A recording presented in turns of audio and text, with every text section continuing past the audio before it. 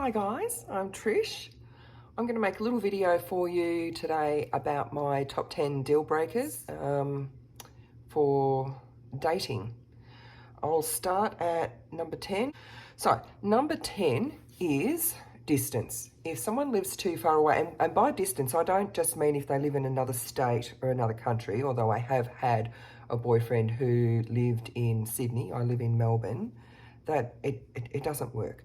But now I have my distance roughly set to about 20k or around about a 30-minute drive, because I'm on a pension and I can't afford petrol, especially petrol prices these days.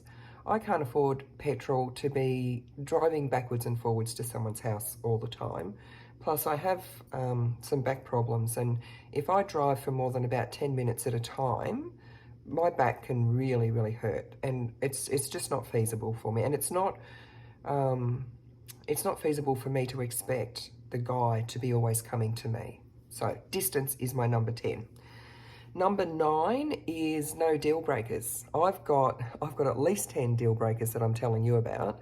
Some of them are very firm, some of them I'm flexible on. But if a guy that I'm getting to know has no deal breakers, and I normally do ask what their deal breakers are, if he doesn't have any deal breakers, that's a deal breaker for me, because it shows that he has no discernment and he will date anyone, and that's not going to work for me, because I want a guy to want to date me because he sees something special in me, not just because I'm some woman who showed him some interest. That will never work for me. Number 8 is the C word. Now, I'm a very sweary person, but I draw the line at the C word. That doesn't mean that I have never used it and that I will never use it in the future, but I save it for special. I don't understand these days everyone calling people the C word like they're just saying g'day mate. I don't understand it, because if there's a really horrible person and you want to describe them to someone, where do you go? You've got nothing left. You're already using the worst word that we can possibly use. And also, I don't, on the topic of swearing, even though I'm a very sweary person, if I'm on a first date with a guy, or even just like getting to know him, like chatting to him online, and he's like straight out the gate is really sweary, that's going to put me off a little bit, because even though I'm really sweary, he doesn't know that. And I think when you're getting to know someone new, you've got to sort of, gauge if they're sweary or not. I don't like straight out the gates swear badly when I'm getting to know someone, because I don't want to offend them. Like if I'm getting to know someone, I'll drop in a shit or, whatever, just to sort of like gauge. And the reason that I don't like that, because I'm not going to get offended, but if I have to take them, I don't know, like if I'm taking them with me to a dinner or to meet my family or whatever, although my family's pretty sweary as well. But I don't want to be in a situation where I have to school a guy on the words that it is appropriate for him to use or not use.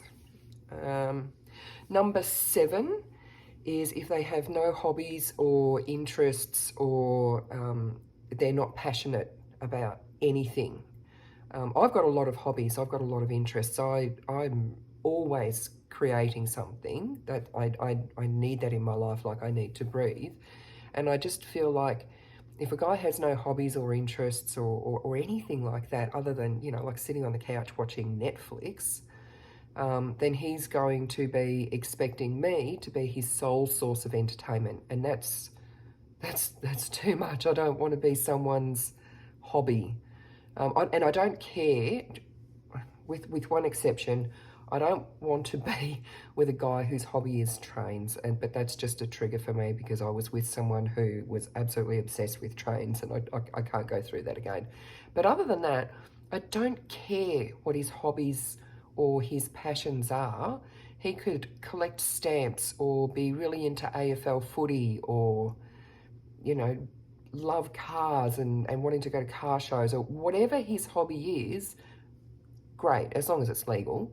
You know, one of my silly little dreams is to be able to sit on the couch with a guy while he's watching the footy and I'm crocheting or cross-stitching or whatever. He's doing his thing, I'm doing my thing, but we're together and we're just, you know, having a great time doing things that we love, even if they're not the same things.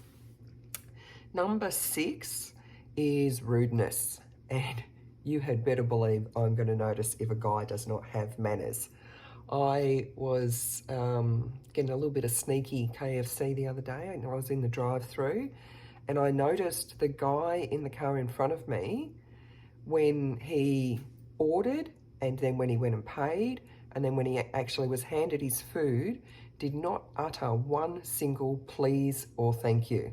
So I will notice if the guy I'm with doesn't thank the person for the coffee or, you know, whatever. I notice bad manners, and I don't like bad manners. Number 5 is guys who always try to worm sex into the conversation before I have even met them. And this is so common that it's one of the main reasons that my and sorry, I just feel like I've got a hair across my eye. This is one of the main reasons that conversations end when I'm trying to get to know guys on Tinder or from anywhere.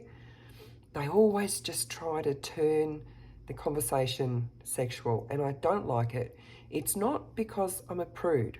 I'm absolutely not, but I don't want to be talking sex stuff with every single guy that I talk to, and in particular because they do it, and I always feel like they're trying to get out of me exactly what I will and won't do in bed, and it's like they're interviewing me for a position just of sex, and I don't.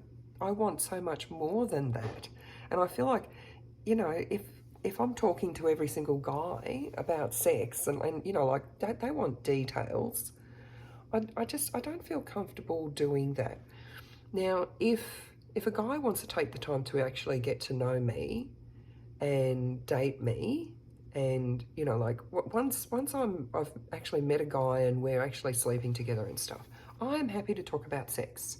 That's fine. I'm happy to exchange texts with them like all day, because it's like a form of foreplay, and I don't mind that at all.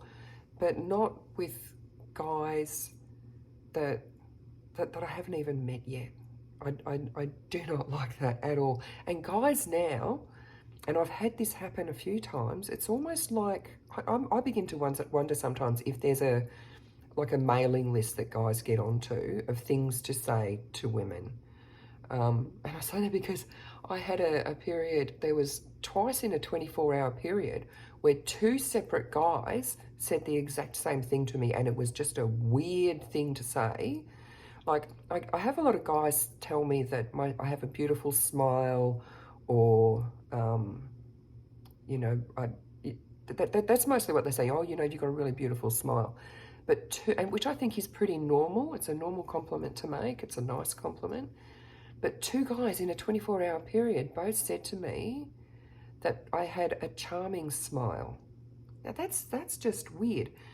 And with this, the sexual conversations, I've been getting a few guys lately, because like if they try to keep bringing sex up into the conversation and they think they're really clever about it, but they're not, they're so transparent, I'll call them on it, and I'll say, I'm not comfortable talking about this, we'll talk about something else. And they go, oh yeah, sorry, you know, misread the situation, whatever. No, they didn't. But then they'll bring it up again. And so then when I say to them again, I told you I didn't want to talk about this, then they pull the, how dare you question my morals and values? And then they don't want to talk to me anymore. They stop talking to me. And it's not because I have questioned their morals and values, because they obviously don't have any if they're not respecting that boundary that I've expressed to them. They don't want to talk to me anymore because I don't want to talk sex with them, and that's obviously all they were looking for. Number 4 runs really close to number 5. Unsolicited dick pics. If a guy sends me a dick pic that I have not asked for, I can promise you, I am not only going to not have sex with that guy, but I will not even meet him. It's something like legality-wise has to be done about guys sending unsolicited dick pics, because it is just exactly the same as going up to a woman in the street and dropping your pants and showing your dick. That's illegal. I don't know why it is still not illegal to send people photos of your dick when they haven't even been asked for. And again, it's not because I'm a prude. If I am seeing a guy and I am already having sex with him, I will ask for a dick pic. I will ask for video.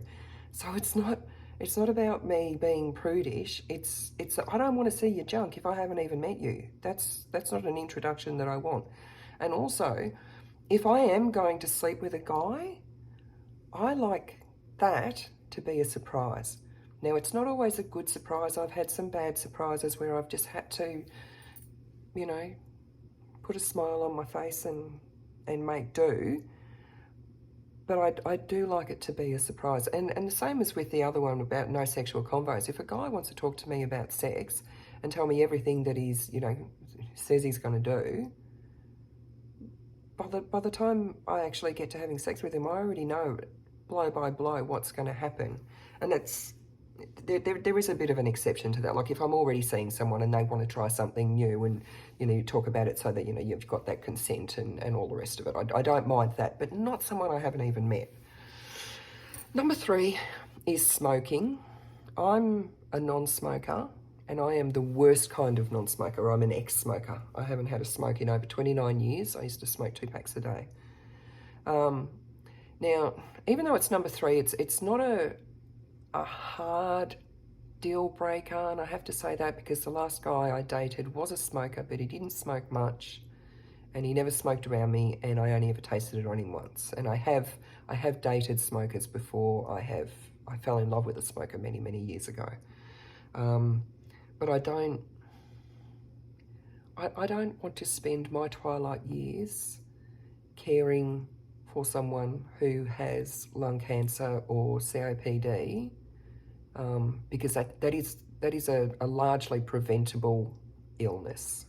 And it would just cause problems as well, because initially they would be fine with, oh yeah, I'll just go outside to smoke, I don't mind, and they're going to be in and out, and particularly in winter, they're going to be letting cold air into my house, so I'm going to be cold, I'm going to get the shits, they're going to get the shits. If we go out to dinner or whatever, they're going to be going outside with the smokers all the time, and it won't work for me.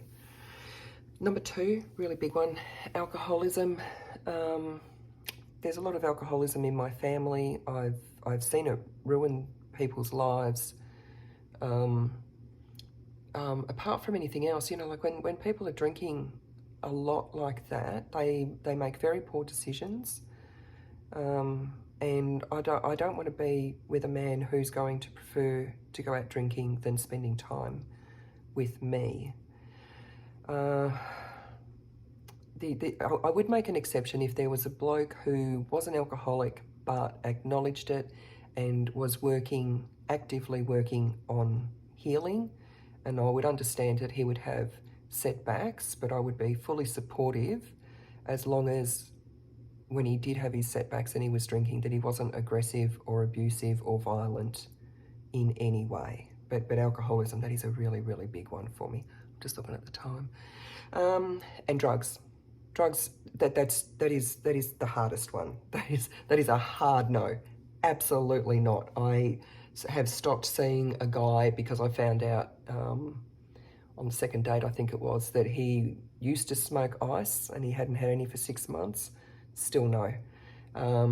I stopped seeing a guy after I'd seen him a couple of times because I found out he smoked marijuana. Even marijuana, that's still a hard no for me.